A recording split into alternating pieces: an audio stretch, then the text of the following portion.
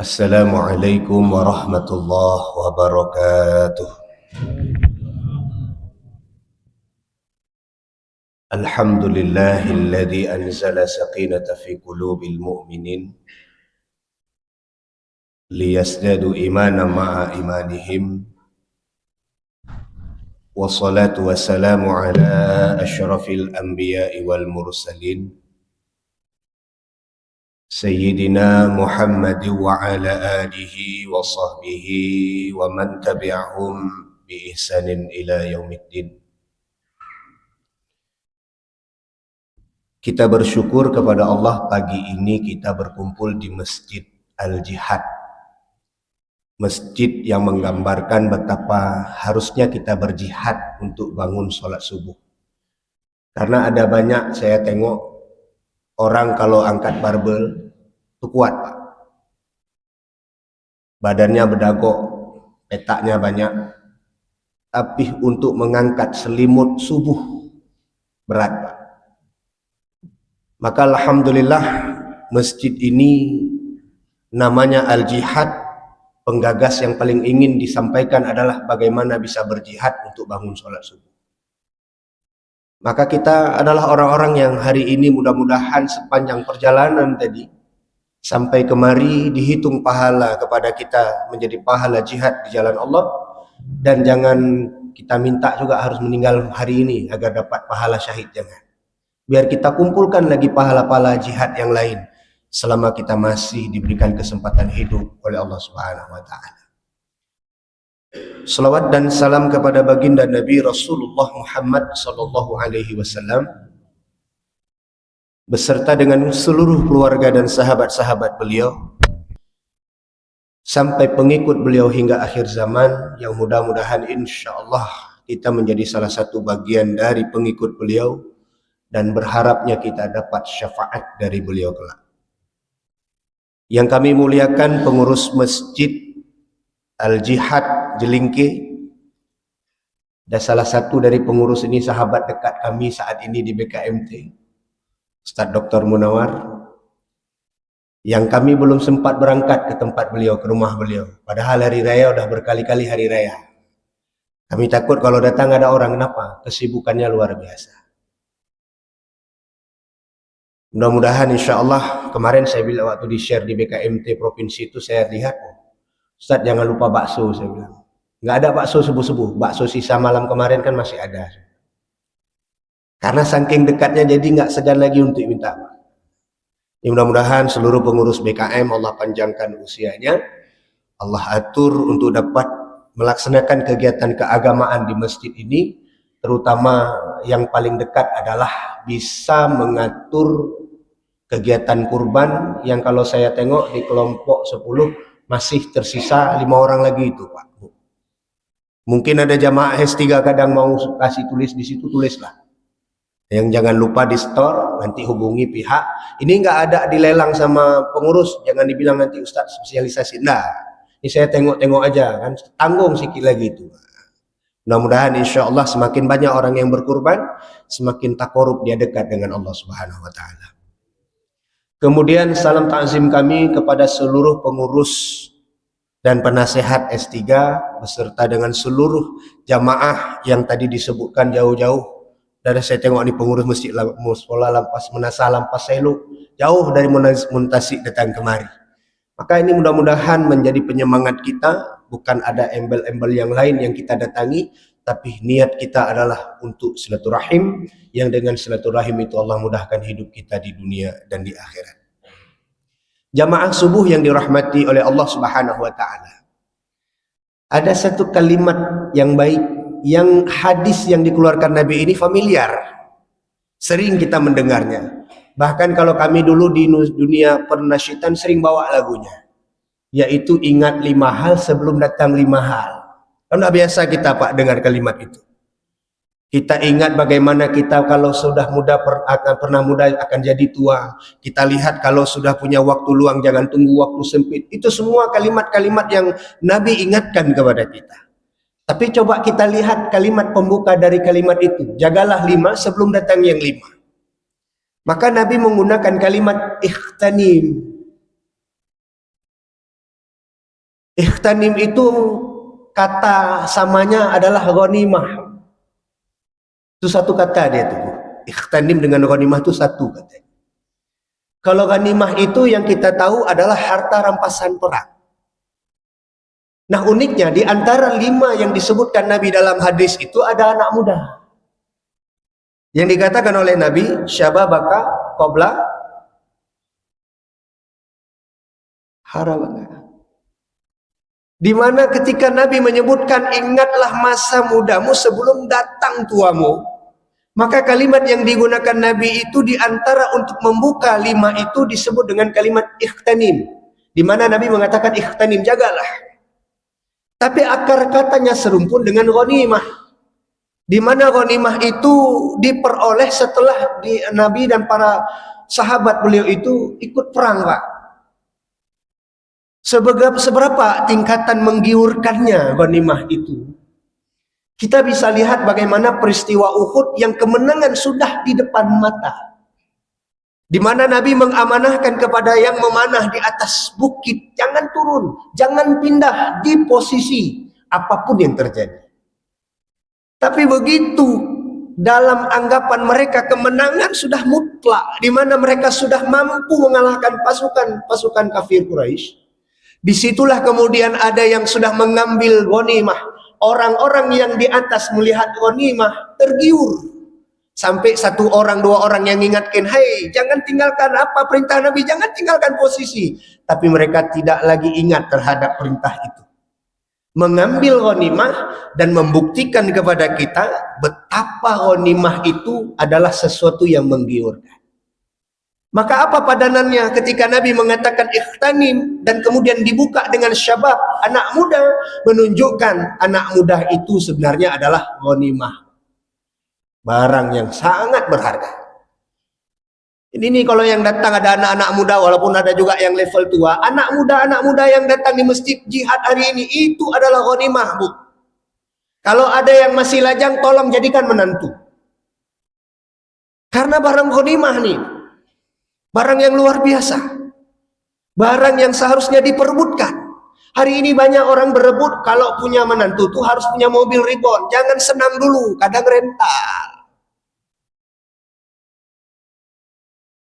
Saya bersahabat dekat dengan Ustadz Zulni.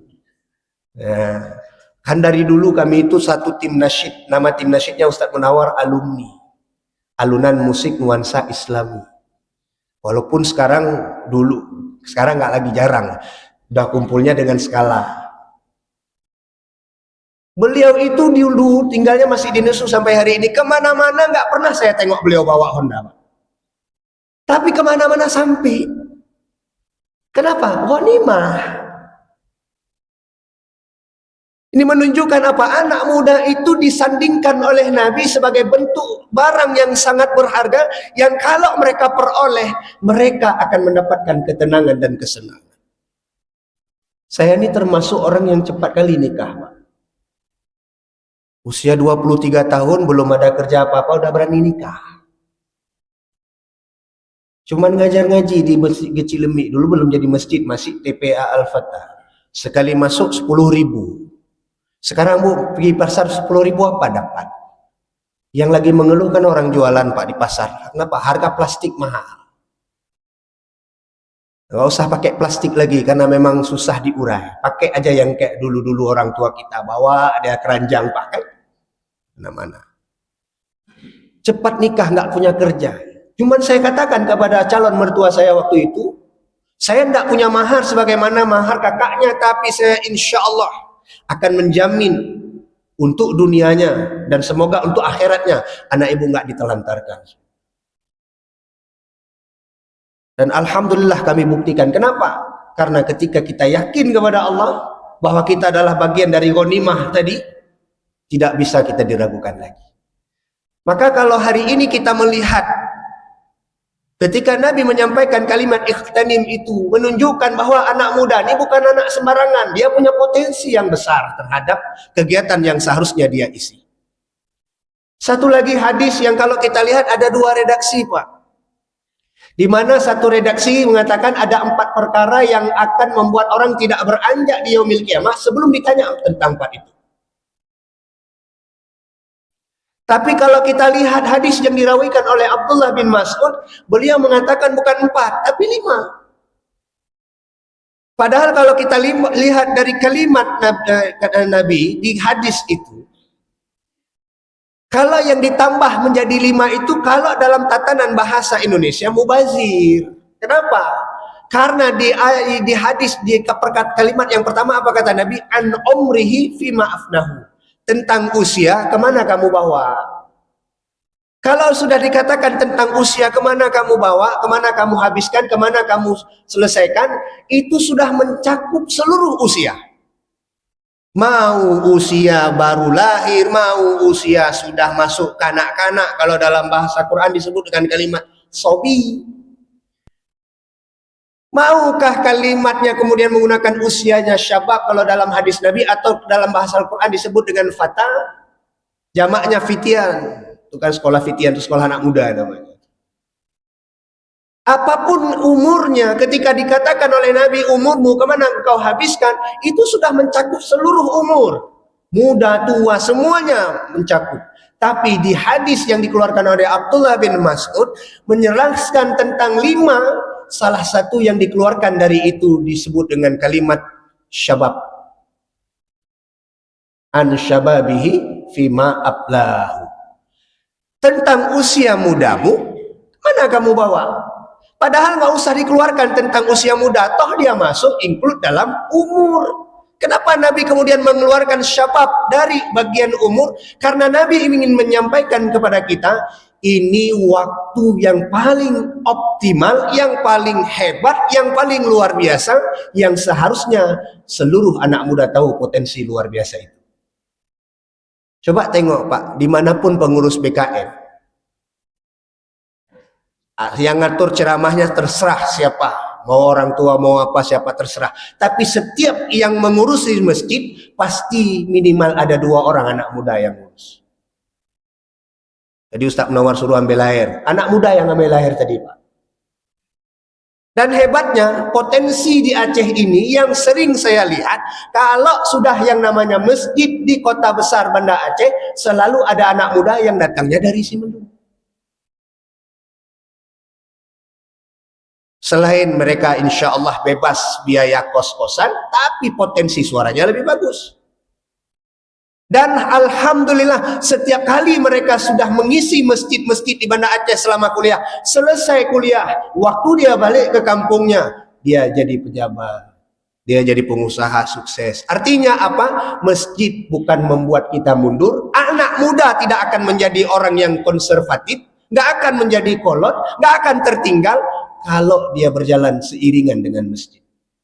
Itulah rahasia Nabi. Kenapa kemudian kalau kita baca banyak buku, misalnya dari Gerakan Menjadi Sebuah Negara, atau kita lihat judul-judul yang lain dari buku tentang syabab, Asyatut menjelaskan tentang bagaimana pemuda, bahkan kalimat-kalimat tingkat syabab dijelaskan. Kenapa harus dikalimatkan dengan syabab? Kenapa nggak dikatakan dengan sifat murahaqah? Karena murahaqah itu remaja juga artinya Pak.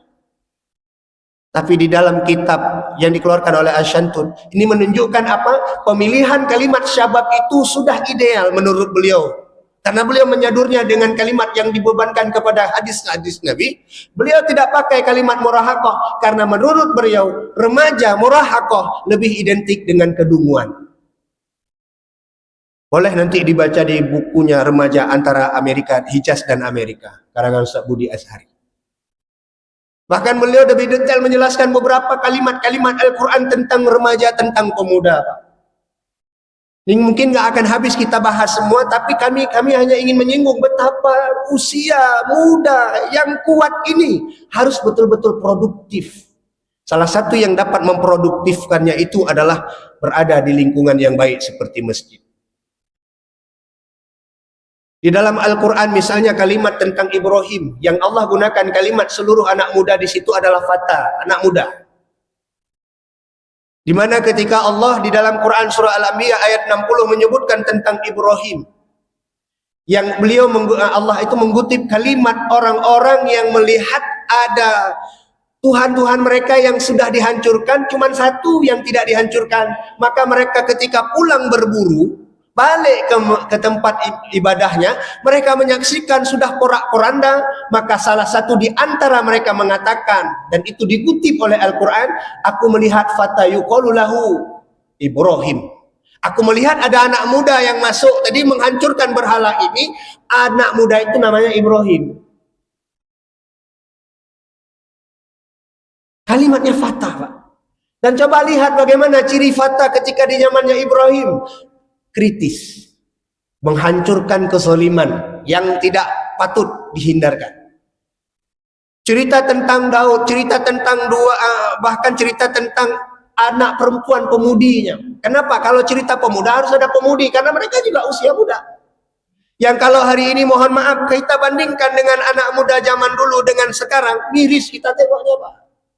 Sekarang ini lebih cenderung kepada generasi sahabat. Apa itu? Generasi yang buih. Banyak, tapi nggak ada manfaat. Kita kalau pesan teh tarik manual, Pak, di warung kopi, keluar buih banyak kan? Cobalah rasa buih itu. Ada rasa. Lita cocok pigada heroin. Menunjukkan apa? Itulah hari ini generasi kita.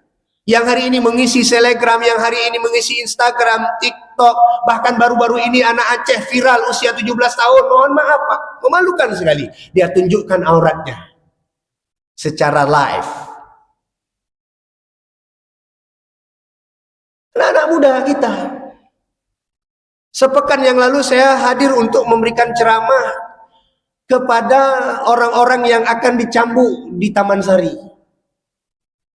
Sepasang pelaku zina yang saya lihat, boleh nanti dibuka di Instagram, Pak, yang dicambuk itu anak-anak muda kita. Sepasang khalwat, kemudian ada 1-2 orang judi.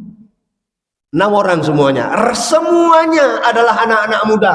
Dan begitu dibacakan namanya oleh MC, berapa kemudian takaran cambuknya, nama-namanya cukup bagus, Pak. Al-Faruq.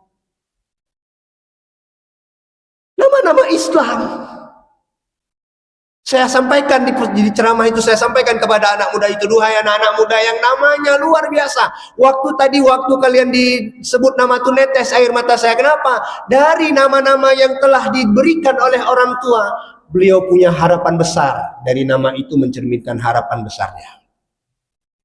Tapi apa yang terjadi? Generasi ini sudah menjadi generasi sahabat. Nggak sama dengan anak-anak muda, anak-anak yang hebat di masyarakat. Dalam Al-Quran, di dalam tulisan itu saya mau bahkan menguat, ada beberapa tulisan di Quran surah Al-Qasas, saya kutip tuh tentang bagaimana kakaknya Nabi Musa. Kita kan nggak pernah dengar kakaknya Nabi Musa tuh, Pak.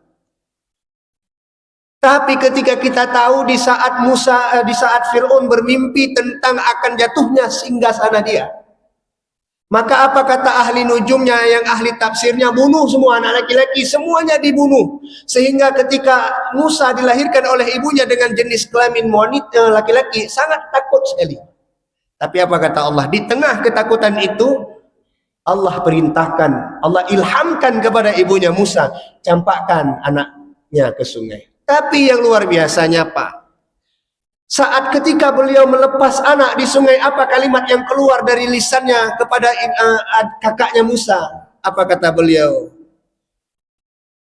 Usai, ikutin. Cuma itu aja, Pak, kalimatnya.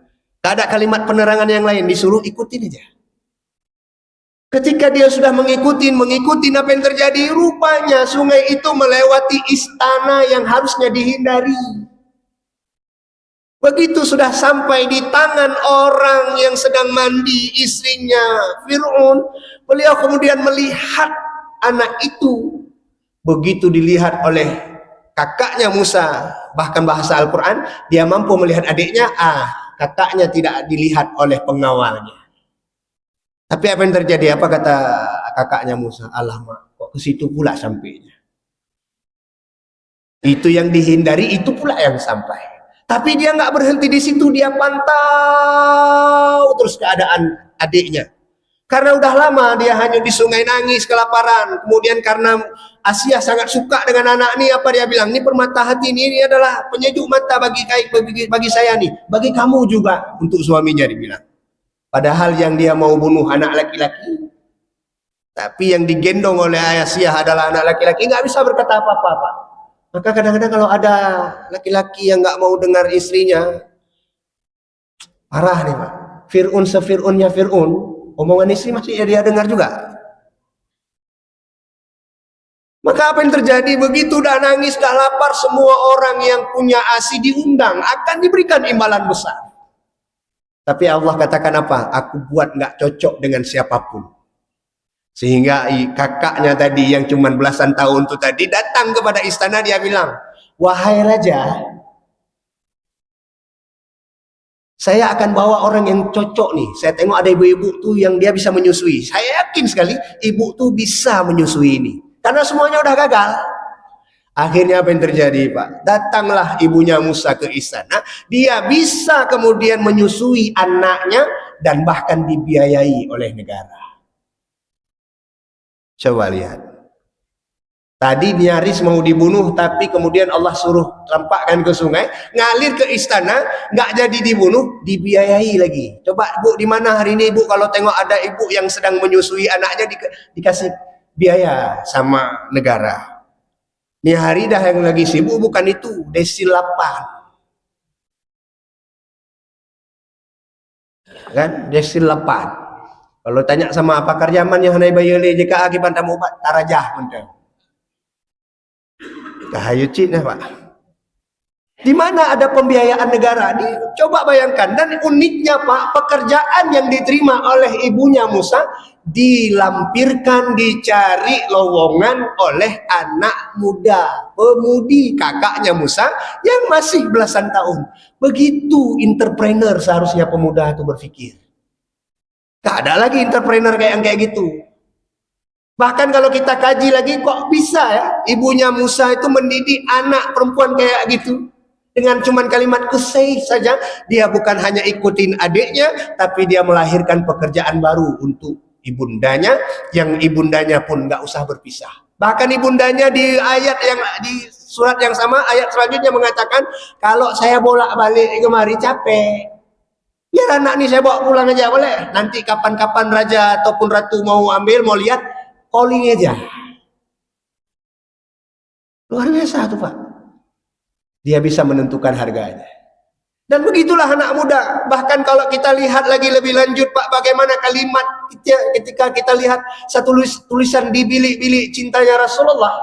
Itu di usia Nabi saat 25 tahun banyak terjadi kegoncangan. Bahkan sebelum itu, di mana beliau berpindah tangan asuhan, bahkan saat ketika beliau berada di kalangan Abu Thalib, paman di antara paman yang dalam keadaan sederhana, beliau punya sifat segan, nggak makan terus-terus, Pak. Begitu kemudian disaji makanan, Rasulullah yang masih belasan tahun nggak berani makan. Kalau yang punya rumah belum makan. Kita diajak orang ngopi, Pak. Mohon maaf, 15 kali diajak orang ngopi, 15 kali kita dapat kopi free.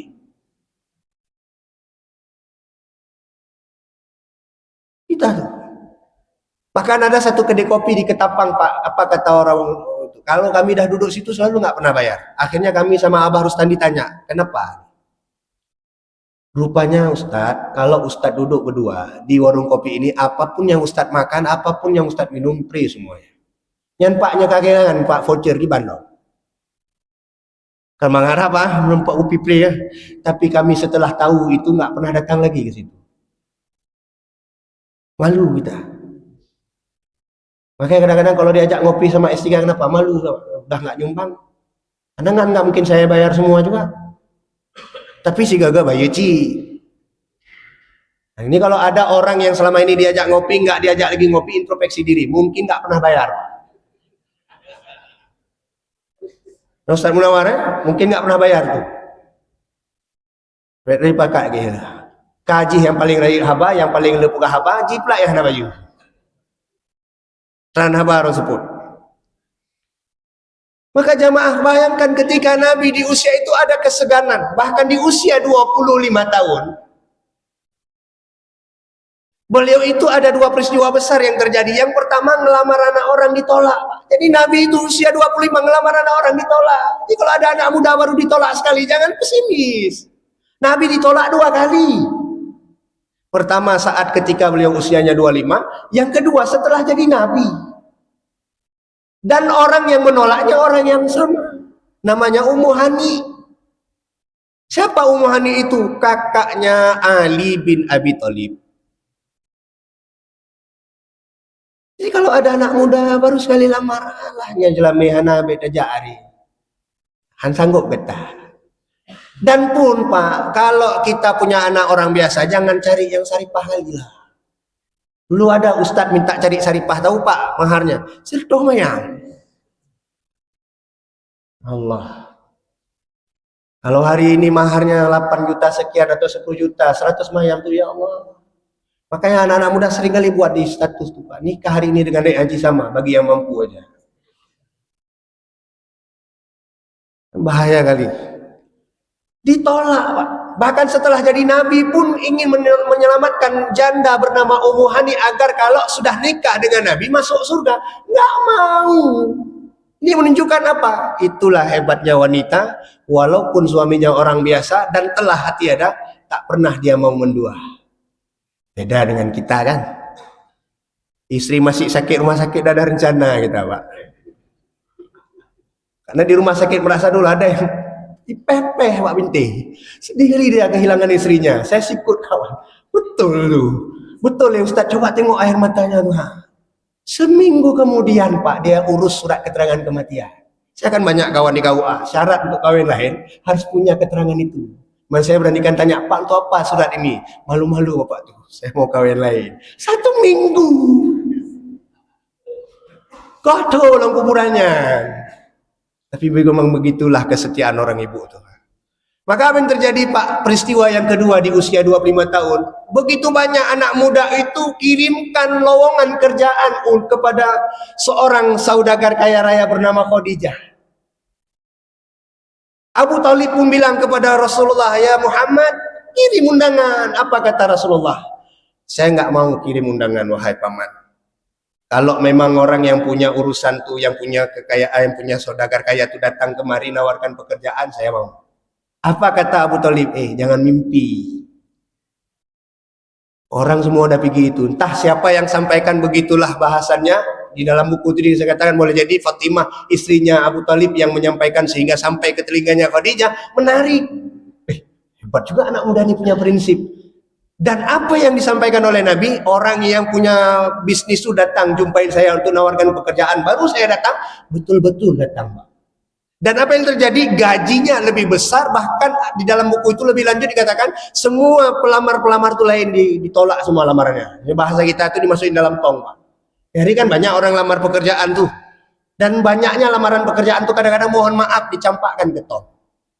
Ada belum dibaca tuh. Dan Nabi mendapatkan posisi penting sampai bukan hanya bisnisnya yang dijalankan, orang yang punya bisnis bisa dinikahi. Luar biasa tuh.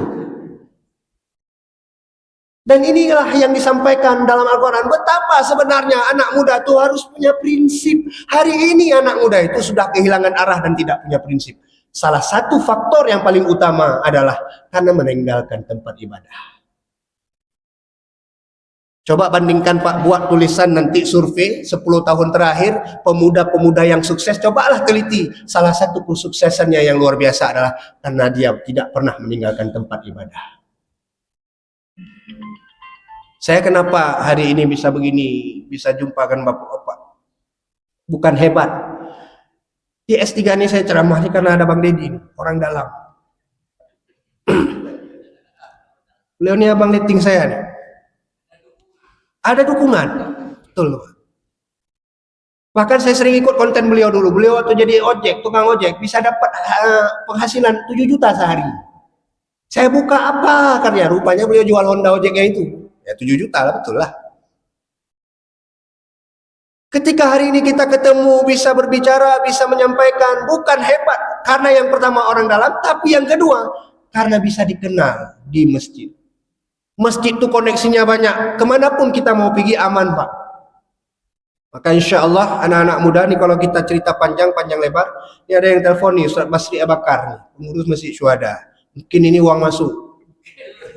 Nah, bukan masuk yang lain nih. Mungkin ada bisnis yang mau bicara. Beliau kan punya warung kopi kan, on kopi Pak.